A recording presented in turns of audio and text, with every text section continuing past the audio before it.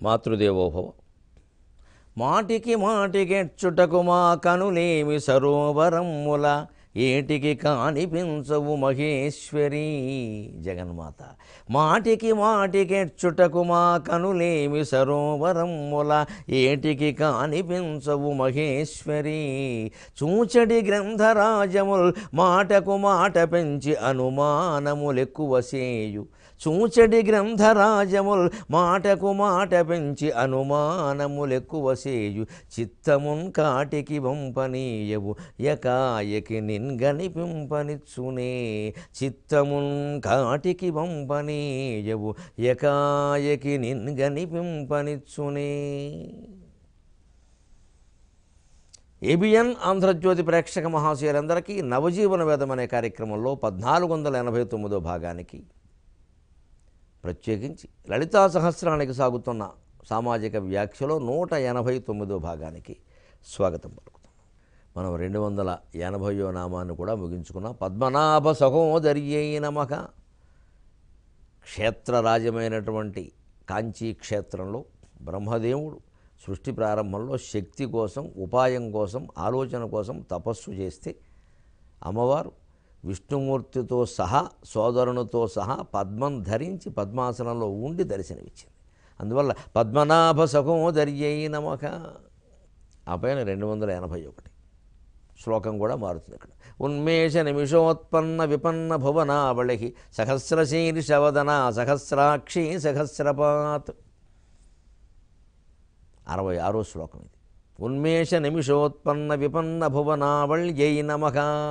281వ నామం. ఉన్మేష నిమిషోత్పన్న విపన్న భువనావళ్యై నమః. ఉన్మేష నిమిష, ఉన్మేష నిమిష ఉత్పన్న, ఉన్మేష నిమిషోత్పన్న గుణసంధి. ఉన్మేష నిమిషోత్పన్న విపన్న, ఉన్మేష నిమిషోత్పన్న విపన్న భువన ఆవళి, భువన ఆవళి భువనావళి సవర్ణ దీర్ఘసంధి. మొత్తం కలిపితే ఉన్మేష నిమిష ఉత్పన్న విపన్న భువన ఆవళ్యై నమః. ఉన్మేష నిమిషోత్పన్న విపన్న భువనావళ్యై నమః. దీన్ని కొంచెం క్రమాలంకారంలో చెప్పుకోవాలి. ఉన్మేషము నిమిషము ఒక జంట, ఉత్పన్నత విపన్నత రెండో జంట. ఉన్మేషము ఉత్పన్నత, నిమిషము విపన్నత.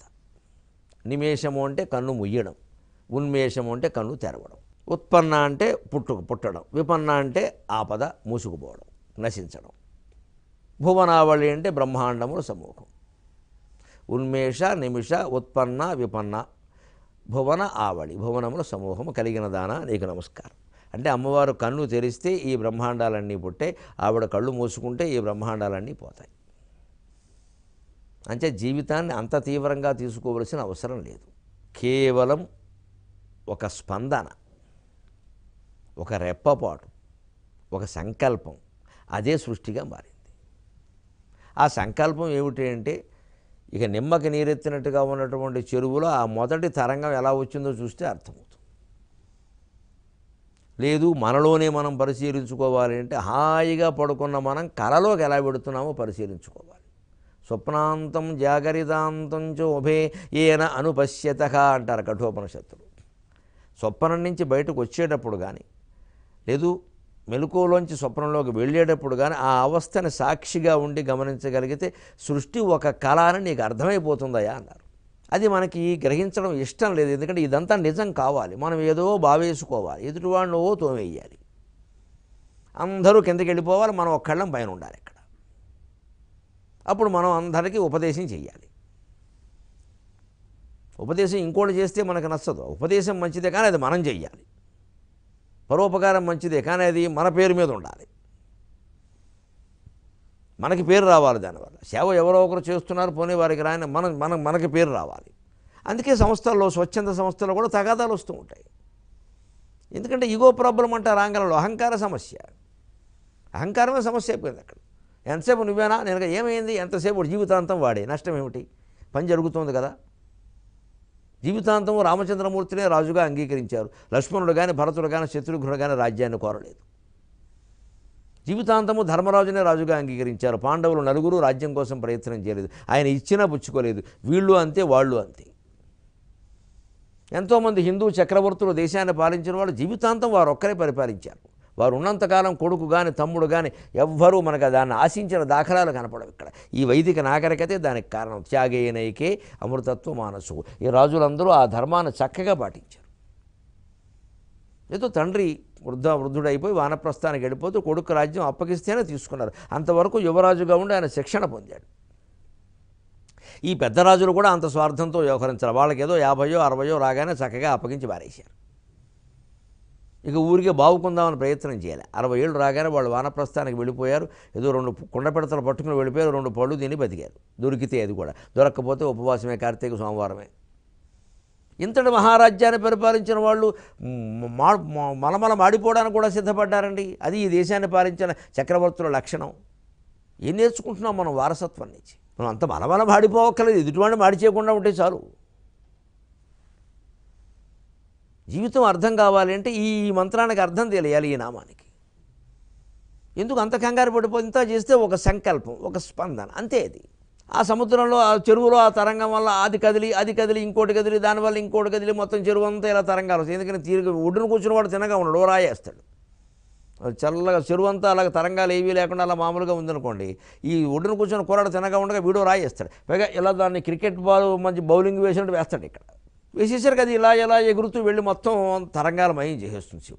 అక్కడ కూడా మొట్టమొదటి వేసేది ఒకటే తరంగం, దానివల్ల ఇంకోటి మొత్తం తరంగ వలయాలు ఏర్పడిపోతాయి. అది పిల్లాడికి ఆనందం. అదే రకంగా భగవంతుడికి ఆనందం ఈ సృష్టి. ఆ తరంగాలే మనం. ఒక్కో తరంగం ఒక్కో జీవుడు, ఒక్కో ఆలోచన ఒక్కో జీవుడు, అంతే. ఇక్కడే శంకరాచార్య స్వామి సౌందర్యలహరిలో ఈ నామానికి వ్యాఖ్యానంగా చాలా గొప్ప శ్లోకం రాశారు. ఆయన సొంత ఆలోచన జోడించారు. ఇప్పుడు శంకరాచార్య సౌందర్యలహరిలో ఉండే శ్లోకాలు లలితా సహస్రానికి వ్యాఖ్యానాలు అంటే అర్థం ప్రతిపదార్థాలు కాదండి. ఊరికి ఆ మూలాన్ని ఇలా తీసుకుని ఆయన దాన్ని విస్తృతమైనటువంటి భావుకథతో పెంచి అలంకారమయం చేశారు. ఏదో మామూలుగానే చూడముచ్చటగా ఉండేటువంటి స్త్రీకి తగినన్ని ఆభరణాలతో ఆవిడని అలంకరిస్తే ఆవిడ ఎలా ఉంటుందో అలా తయారు చేశారు సౌందర్యలహరి కావ్యాన్ని. అందుకే దాన్ని సౌందర్యలహరి అన్నారు. ఈ నిమేషోన్మేషాల గురించి ఆయన రాశారండి అద్భుతమైన శ్లోకం. మీరు అదృష్టవంతులు, వినండి. నిమేషోన్మేషాభ్యాం ప్రళయముదయం యాతి జగతి. నిమేషోన్మేషాభ్యాం ప్రళయముదయం యాతి జగతి. తవేత్యాహుః సంతో ధరణిధర రాజన్యతనయే. త్వదున్మేషాజ్జాతం జగదిదమశేషం ప్రళయతః పరిత్రాతుం శంకే పరిహృత నిమేషాస్తవ దృశః. ఆశ్చర్యకరంగా మన గుళ్ళల్లో దేవతా విగ్రహాల కళ్ళు ఎప్పుడూ తెరిచే ఎందుకుంటాయి అని ఆలోచన చేసి ఆయన అద్భుతమైన సమన్వయం చేశారు. ఇది కవిత్వం అంటే. మనం చూడడం కోసం తెరిచి ఉంటాయి, పెద్ద విషయం కాదు. మనం చూడడం దేవుడికి పని కాదు. మన విరిమొహాలు చూడాల్సిన అవసరం ఆయనకి లేదు. అసలు సృష్టి అదో రకంగా ఉంది. మన మొహం చూస్తే ఇంకా చెడుతుంది. ఆయన పని కాదు అది. ఎందుకు ఎప్పుడూ తెరిచే ఉంటాయి? విచిత్రమైన కారణం చెప్పారు దానికి. ఎందుకంటే నువ్వు కళ్ళు తెరిస్తే ఈ బ్రహ్మాండాలన్నీ పుట్టాయి, నువ్వు కళ్ళు మూసుకుంటే ఈ బ్రహ్మాండాలన్నీ పోయాయి అంటున్నాం కదండి. ఉన్మేష నిమిష ఉత్పన్న విపన్న భువనావళి. దాని మీదే ఈ భావం చేశారు. వ్యాసుడు ఓ పీట వేస్తే శుభ్రంగా కూర్చున్నారు శంకరాచార్య. ఇప్పుడు చూసుకోండి అన్నారు. వ్యాసుడు ఆకేసాడు, ఈయన పదార్థాలు వడ్డించారు, భోజనం చేయండో అన్నారు. వ్యాసుడు ఓ ప్రహారీ గోడ కట్టాడు, దాని మీద ఈయన చక్కగా దీపకళికలు పెట్టారు. గుడి గోడ చుట్టూ దీపకళికలే పెడతారు, చాలా అందంగా ఉంటారు. వ్యాసుడు ఓ చక్రవర్తికి అభిషేకం చేశాడు, శంకరాచార్య ఆయన కిరీటం పెట్టారు. అది సౌందర్యలహరి, లలితా సహస్రం సౌందర్యలహరి మధ్య ఉండే అనుబంధం మరింత అందం వచ్చింది. నిమేషోన్మేషాభ్యాం ప్రళయం ఉదయం యాతి జగతి. ఈ జగత్తులన్నీ నువ్వు నిమేషం ఉన్మేషం కళ్ళు తెరిస్తే వస్తున్నాయమ్మా, కళ్ళు మూసుకుంటే పోతాయట కదా, నిజమే అది. తవ ఇత్యాహు సంతః ధరణిధర రాజన్య తనయే. ధరణిధరము అంటే పర్వతం, పర్వతరాజు అంటే హిమవంతుడు.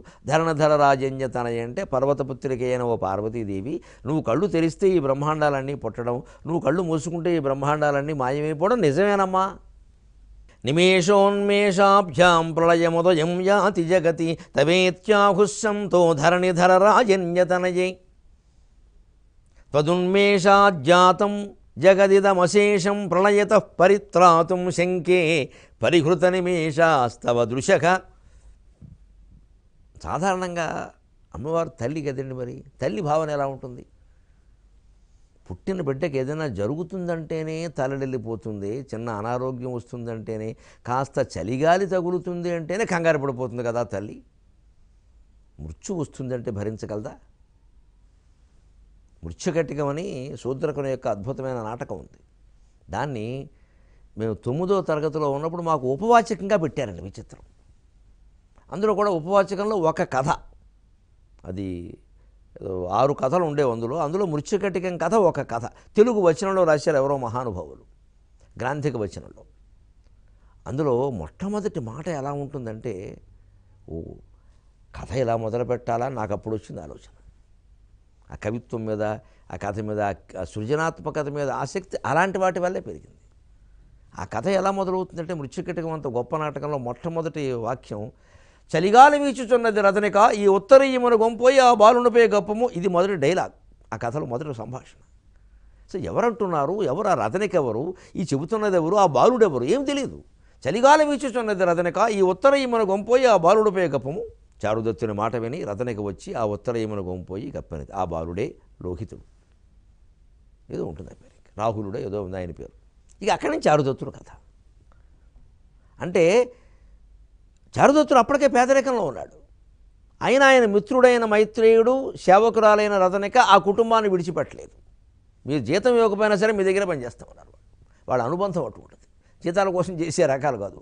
మనుషుల్లో కొందరు చాలా తెలివైన వాళ్ళు ఉంటారు. సరిగ్గా పండగ ముందు చేరతారు, పండగ వెళ్ళగానే మానేస్తారు. ఎందుకంటే పండగ అమ్మగారు చేరడుతుంది. వాళ్ళ తెలివితేటలు వాళ్ళకున్నాయి. ఆ నెలల్లో ఓ కాకా బట్టే శుభ్రంగా పనిచేసి పండగ అవగానే నాకు గొడవలన్నీ అయిపోతున్నా మా ఇంట్లో మా ఆయన చేయనివ్వట్లని మానేస్తారు. చేరడ్డాన్ని చేయనిచ్చాడనమాట. అందుకే నేను చెబుతున్నా, సామాన్య ప్రజలోనేమో తక్కువ అంచనా వేయద్దండి. అందరూ తెలివి మీరిపోయారు బాగా, అందరూ స్వార్థపరులే. ఇందులో అగ్రవర్ణం కింద వర్ణం ఏమీ అక్కర్లేదు. ఎవరి పట్ల ప్రత్యేక సానుభూతులు కూడా అవసరం లేదు. నిజానికి అందరూ అలాగే తయారయ్యారు. వాళ్ళ నుంచి వీళ్ళు నేర్చుకుంటారో, వీళ్ళ నుంచి వాళ్ళు నేర్చుకుంటారో, అందరూ అలాగే ఉన్నారు. కానీ ఆ కాలంలో పనివాళ్ళు కూడా ఎలాగ ఉండేవారంటే, రూపాయి జీతం లేని స్థితిలోకి, తనకి తానే వస్త్రాభరణాలు లేని స్థితిలోకి చారుదత్తుడు వెళ్ళిపోతే, ఆ స్థితిలో కూడా ఆయన నాకు అన్నం లేదు కానీ ఇంటికి వచ్చిన వాడికి అన్నం పెట్టలేకపోతున్నానని బాధపడుతుంటే, ఆయన సౌజన్యం కారణంగా మిత్రుడైన మైత్రేయుడు కానీ, పరిచారికైనటువంటి రతనకి కానీ ఆయన వదిలిపెట్టకుండా సేవించారు. భార్య ధూతాంబ సేవించిందని వేరే చెప్పక్కల్లా. ఆ కాలమే కృతయుగం లాంటిది.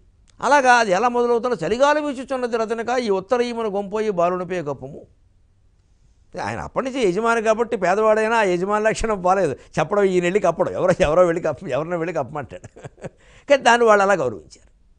అందులో చూడండి, పిల్లాడికి చలిగాలి తగిలితే తండ్రే తట్టుకోలేడు కదా, తల్లి ఎలా తట్టుకుంటుంది? చలిగాలికే తట్టుకోలేని తల్లి పిల్లాడికి మృత్యు వస్తుంది అంటే తట్టుకుంటుందా? మరి జగన్మాతకి సృష్టి బిడ్డ అయినప్పుడు ఆ సృష్టికి ప్రళయం వస్తుందంటే ఆవిడ తట్టుకుంటుందా? అందుకే ప్రళయం రాకుండా చేయడానికి ఏం చేసిందిట, త్వదున్మేషాజ్జాతం జగదిదమశేషం ప్రళయత పరిత్రాతుం. నీ నుంచి పుట్టినటువంటి శిశువు కాబట్టి ఈ ప్రపంచానికి ప్రళయం రాకూడదు అనేటువంటి తల్లి ప్రేమతో సదాశివుడు భైరవాకారం ధరించి ప్రళయాన్ని కల్పించడానికి సిద్ధంగా ఉన్నప్పటికీ, నువ్వు తల్లివి కాబట్టి నా బిడ్డ అయినటువంటి ప్రపంచానికి ప్రళయం రావడానికి వీలు లేదు అని అపారమైన ప్రేమతో నువ్వు కాపాడుతున్నావమ్మా. ఎలా కాపాడుతున్నావు? పరిత్రాతుం శంకే పరికృత నిమేషాస్తవ దృశ్యగా. మేము దేవాలయాల్లో చూస్తున్నామమ్మా, చిత్రపటాల్లో చూస్తున్నామా, ఎప్పుడూ నీ కళ్ళు తెరిచే ఉన్నాయి కదా అన్నారు. అది శంకరాచార్య, అది శంకరాచార్య, అది శంకరాచార్య. అది మహాకవిత్వం అంటే. అది ఎలా వస్తుంది? 4 రెళ్ళు దాటగయ 4 వేదములను పఠించి 3 శాస్త్రములు 4 భాష్యములు మూల రహస్యములు తెలిసి 32 జ్ఞాని అయి కాలడి బాలయోగి కలకాలము నిలిచే మహానుభావుడై కరుణాసాగర సంగమంబు కవితా గంగా ప్రచారంబు కరుణాసాగర సంగమంబు కవితా గంగా ప్రచారంబు దుర్భర దుఃఖానల వర్షధార సుఖ సంపత్ ప్రాప్తి యోగంబు దుర్భర సంసార రుజా నివారణ కళా ధన్వంతరి ప్రజ్ఞ కరుణాసాగర సంగమంబు కవితా గంగా ప్రచారంబు దుర్భర దుఃఖానల వర్షధార సుఖ సంపత్ప్రాప్తి యోగంబు దుస్తర సంసార రుజా నివారణ కళా ధన్వంతరి ప్రజ్ఞ శంకర సాహిత్యము మోక్ష సాధనము రక్షాబంధనం విద్ధరన్. శంకర సాహిత్యము మోక్ష సాధనము రక్షాబంధనం విద్ధరన్ అన్నాను సాగర ఘోష కావ్యంలో. స్వామి కావ్యాల గురించి చెబుతూ ఒళ్ళు పొంగిపోయి చెప్పారు పద్యాలు. ఒళ్ళు పొంగిపోయింది ఆ పద్యాలు చెబుతుంటే. స్వామివారి మీద 32 పద్యాలు వచ్చే కావ్యంలో. ఆయన 32 ఏళ్ళు బతికాడు, అందుకే 32 రాయించుకున్నాడు నా చేత. ఇంకో 10 ఏళ్ళు బతుకుంటే ఇంకో 10 రాయించుకునేవాడు అయ్యా అన్నాను నేను మా ఇంట్లో బొమ్మను చూసి. ఇంకా ఎక్కువ బతకాల్సిందయ్యా, నాకు ఎక్కువ పద్యాలు వచ్చేవి. ఏమిటో 32తో ఆగిపోయింది. ఇదేమిటి 32తో ఆగిపోయిందంటే ఆయన జీవితమే 32తో ఆగిపోయింది. ఆ కావ్యంలో ఆయన చరిత్ర మొదలుపెట్టింది మొదలు ముగింపు దగ్గరికి వచ్చి సరిగ్గా 32 ఇదే చివరి పద్యం ఆగిపోయింది అంతే. ఇంకేం రాయాలని అనిపించలేదు నాకు. చాలా ఎక్కడితే 32 వచ్చాయి రాశాక. ముందు అనుకుని చేసింది కాదు అది, మంది ప్రణాళిక అయింది. అటువంటిదండి కవిత్వం. అందుకేనమ్మా మాకు గుళ్ళో దేవాలయంలో విగ్రహం రూపంలో ఉంటావు కదమ్మా, నువ్వు ఎప్పుడు కళ్ళు మూయడం మేము చూడలేదు. దేవతా విగ్రహాలు కళ్ళు ఎందుకు మోస్తాయండి? దానికి ఎంత చమత్కారమైన భావన చెప్పారో చూడండి. తన పుట్టిన బిడ్డ కదా ఈ ప్రపంచం. కన్ను తెరిస్తే ప్రపంచం అన్నారు, కన్ను మూస్తేనేమో ప్రళయం అన్నారు. మరి నేను కళ్ళు మూసుకున్నాను అంటే ప్రపంచానికి ప్రళయం వచ్చేస్తుంది కదా, అలా రావడానికి వీలు లేదు అని విగ్రహ రూపంలో నువ్వు కళ్ళు తెరిచే ఉంటున్నావమ్మా అన్నారు. పరిత్రాతుం శంకే పరిహృత నిమేషాస్తవ తవ దృశ్య నీ చూపులు నిమేషా పరిదృశ్య నిమేషా. అసలు ముయ్యడం అనేది లేకుండా అలాగే ఉన్నాయమ్మా ఎప్పుడు. ఇదండి దేవతా విగ్రహాల పట్ల మనకి చూడగానే కలగాల్సిన భావన ఇది. ఆ కళ్ళు ముట్టుకుంటే పుణ్యం, ఒళ్ళు ముట్టుకుంటే పుణ్యం అని పూజలు అభిషేకాలు పాలు పారబోసేయడం కాదండి. ఈ మనోభావన కలగాలి. ఆ మనోభావన కలిగితే ఎంత దూరం నుంచి చూసినా పర్వాలేదు, క్యూలో తన్నుకోవలసిన అవసరం లేదు. అసలు మన ఇంట్లో ఉన్నా పర్వాలేదు, క్యాలెండర్ను చూసినా పర్వాలేదు. ఇంత పుణ్యతిథులని పుణ్యక్షేత్రాలని కొట్టుకుపోవక్కర్లేదు. ఈ మనోభావన ముఖ్యం. అది కలుగుతోందా? అది కలగనప్పుడు ఏమైనా ఒకటే. అందుకే ప్రపంచమే ఉందండి, ఈ కోరికలు ఏముందండి, పిచ్చి మాట, ఇది ఒక కళ. పైగా చెప్పండి, అమ్మవారి కళ నుంచి పుట్టిందన్నారు. కన్ను తెరిస్తే సృష్టి అన్నారు, కన్ను మూస్తే ప్రళయం అన్నారు కదా. అందుకే త్రిపురనేని శ్రీనివాస్ మహాకవి ఆధునికుడైన వాడు కన్ను తెరిస్తే జననం, కన్ను మూస్తే మరణం, రెప్పపాటే కదా జీవితం అన్నాడు. ఆ మధ్యలో మాట అతను చెప్పాడు. రెప్పపాటే కదా జీవితం, ఎంతకంత కంగారు పడతావు? అటు వేదాంతాన్ని ఇటు ఆధునిక కవిత్వాన్ని సమన్వయం చేసుకుంటే సరిపోలేదండి. విభాగాలు దేనికండి, విద్వేషాలు దేనికి, గొడవలు దేనికి, వీళ్ళో ముఠా వాళ్ళో ముఠా అంటూ. ఎవరు కోరుకున్నా సామాజిక సంక్షేమమే కదా. మనం ఎందుకు సమన్వయం చేసుకోలేకపోతున్నాం? అంతంత ద్వేషాలు అవసరమా? ఏమైనా ప్రయోజనం కలిగిందా పోనీ ఈ ముఠాల వల్ల? రాజకీయవాదులు బాగుపడడం తప్పితే ఏం జరగలేదు. సిద్ధాంతాల మధ్యలో కూడా సమన్వయం చేయొచ్చు హాయిగా. ఒక సిద్ధాంతాన్ని క్షీరసాగరంగా భావించాలి, అప్పుడు నీళ్లలాగా సమన్వయం చేయొచ్చు. ఇప్పుడు సరిగ్గా అద్వైత సిద్ధాంతం ప్రకారం జగన్ మిథ్య అంటేమో జగత్ స్వప్నం అంటాం కదా. ఎలా స్వప్నం రుజువు చేస్తాం? కళ్ళల్లోంచి పుట్టింది ప్రపంచం అని స్పష్టంగా చెబుతోంది. అన్ని శాస్త్రాలు అంగీకరించాక ఇందులో ఏమి సిద్ధాంత భేదం లేదుగా. పోనీ ఇది శివపరమైన గ్రంథాల్లో ఉంటుందండి, ఎలాగా విష్ణుపరమైన గ్రంథాల్లో లేదంటారా? కళ్ళ నుంచి పుట్టింది ప్రపంచం అని పొరపాటండి. వాటిలో కూడా చాలా స్పష్టంగా ఉంది. శ్రీ కైవల్య పదంబుజేరుటకునై చింతించెదన్ భాగవతంలో మొట్టమొదటి పద్యం.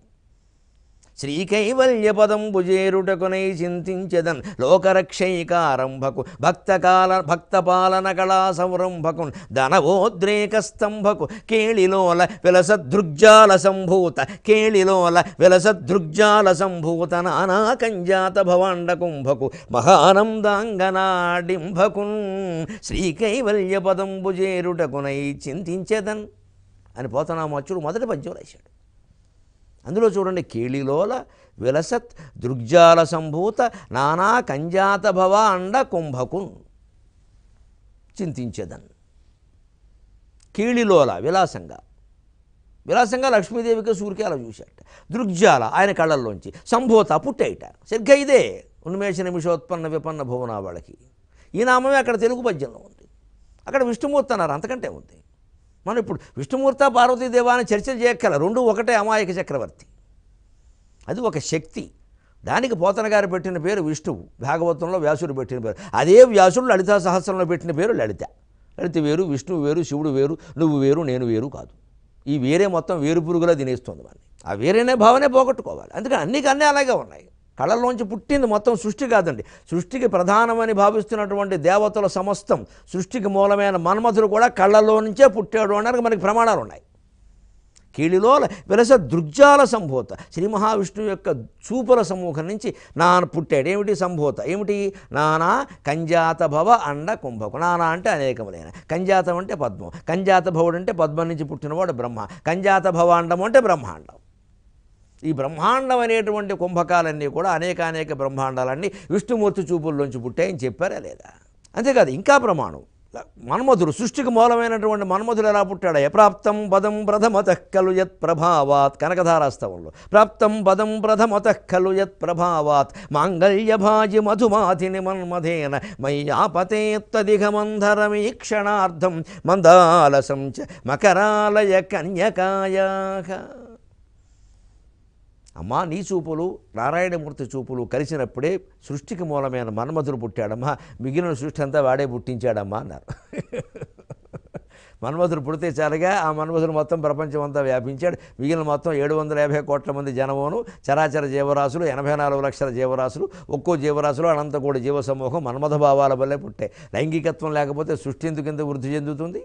ఆ రకంగానూ పోనీ సృష్టికి మూలమైన మన్మధుడు కళల్లోంచి పుట్టాడంటే అంచేత సరిగ్గా ఇదే లెక్క. ఇంకా మనకి ఆదిదైవం గణపతి, ఆయన ఎలా పుట్టాడు? కామేశ్వర ముఖాలోక కల్పిత శ్రీ గణేశ్వర ఏ నమః. లలితా సహస్రమే ప్రమాణం. కామేశ్వరుని ముఖం చూసిన భండాసుర వధ సందర్భంలో ఆ కామేశ్వరుని యొక్క ముఖం నుంచి గణాధిపతి పుట్టాట, అంటే శివుడు కళ్ళల్లోంచి గణపతి పుట్టాడు. పోనీ వైష్ణవ సంప్రదాయంలో వారు విశ్వక్సేనారాధన చేస్తారు.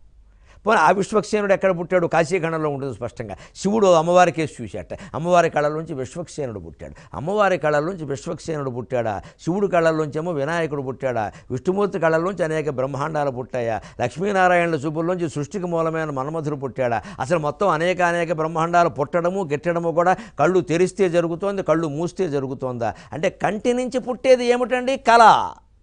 అంచేత ప్రపంచం స్వప్నం, జగన్ మిథ్య, బ్రహ్మ సత్యం, శంకరాచార్య ఒక్కడే గురువు, అద్వైతం ఒక్కడే సిద్ధాంతం. రెండో మాట లేదు. అది లెక్క.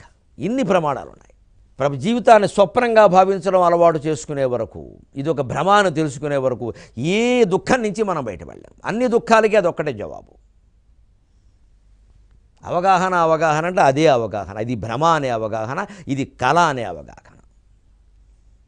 అంతిమమైనటువంటి ముగింపు అదేనండి. అంతవరకు ఎన్ని కారణాలు ఎలా చెప్పండి మీరు? ఎన్ని సంస్కరణలు ఎంతమంది చేత జరిగాయో మనకు తెలుసు, జరిగించారు. ఏమైనా ఈవేళ మళ్ళీ ఎందుకు కుక్కతో కవుతోంది సమాజం? మనం జీవితాన్ని కలగా భావించలేకపోతున్నాం, దాన్ని తీవ్రంగా తీసేసుకుంటున్నాం, దాన్ని గొడవలు పడిపోతున్నాం దానికోసం. ఎక్కడిదెక్కడ వదిలేస్తే పోయాయి. ఒక్కసారి తప్పు చేశానండి క్షమించండి అంటే ఒక గొడవ ఆగిపోతుందంటే ఆ మాట 100 సార్లు అనొచ్చమ్మా, తప్పేం లేదు, బాధపడక్కర్లేదు. చేశాం కదా, ఒప్పుకోవడానికే నొప్పా? చేసేటప్పుడు చేసేసాం కదా, ఒళ్ళు కొవ్వెక్కి. ఖచ్చితంగా తప్పని తెలుస్తున్నప్పుడు తప్పండి క్షమించండి, తప్పేమీ లేదు ఇందులో. అయిపోయింది, ఆ విషయం అయిపోయింది. అవతల వాళ్ళ హృదయం శాంతించింది. వాళ్ళు బాధపెట్టడం మనకేమైనా ఆనందమా? అది ఒక్కటే ఒప్పుకోలేక ఎన్ని వాదిస్తామో, ఎన్ని చేస్తామో, ఎన్ని గొడవలు పెడతామో, జీవితం మొత్తం పాడు చేసేసుకుంటాం. ఇవాళ పాడు చేసుకోవడానికి ఫేస్బుక్ ఉంది, వాట్సాప్ ఉంది, ట్విట్టర్ ఉంది, మొత్తం అన్నీ ఉన్నాయి. ఇంకా సాధనాలు బాగా పెరిగి వాడి మీద మనం గొడవెట్టి, మన మీద వాడు గొడవెట్టి, దేనికి పెంట? తప్పేనయ్యా అంటే అయిపోయాయి, ఒక్క దెబ్బతో పోయి మొత్తం అంతా. పోనీ గొడవ పెట్టుకున్నాం, ఏమైనా కలిసి వచ్చిందా? 36 రోజులు వాళ్ళకి నిద్రలేదు, మనకి నిద్రలేదు. ఎందుకు వచ్చింది ఇది? భార్యాభర్తల మధ్య తగాదా సహా ప్రపంచ యుద్ధం వరకు ఇవే కారణం అండి. ట్రంప్ అనేవాడిని మీరు గమనించండి. ఆ మొండి పట్టుదల ఎందుకండి? 40,000 కోట్ల గోడ గురించి. మెక్సికో గోడ అంత ముఖ్యమా? వీడి తలకాయ గోడ కావాలంటే అదో పిడకలు సిమెంటు మనం పంపించేవాళ్ళం ఇసగాని ఇక్కడి నుంచి. చచ్చిపోతున్నారు అమెరికా ప్రజలు. అక్కడ 4 వారాలు అయింది, జీతాలు లేవు, టీవీలు అమ్ముకుంటున్నారండి. ఎందుకంటే వారం జీతాలు ఇస్తారు వాళ్ళకి, పైగా వాళ్ళకి దాచుకునే లక్షణం లేదు. ఎప్పటికప్పుడే ఖర్చు పెట్టేస్తారు వాళ్ళు. వాళ్ళ జీవితానికి ఏ రోజుకి ఆ రోజే ముగింపు. వాళ్ళకు శుభం జరుగును గాక. సెలవు.